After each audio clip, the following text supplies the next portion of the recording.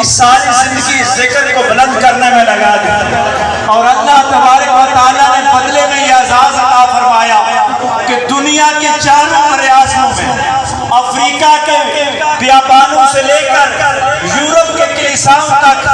اور برصغیر کی سرزمین ہو یا عرب کی سرزمین، میرے خواجہ ابوالخیر کے پیغام کا ڈنکا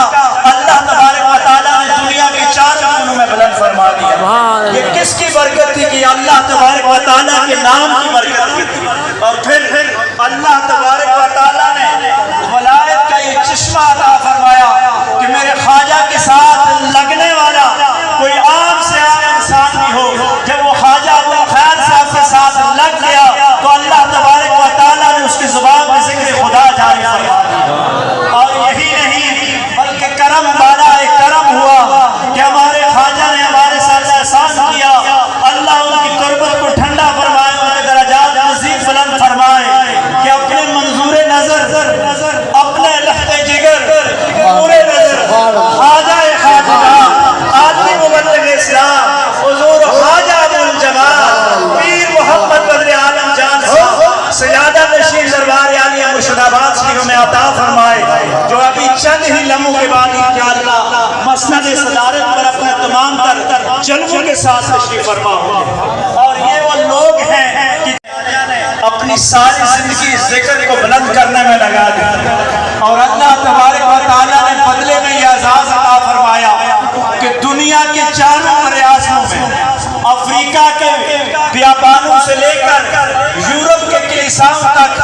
اور برصغیر کی سرزمین ہو یا عرب کی سرزمین، میرے خواجہ ابوالخیر کے پیغام کا ڈنکا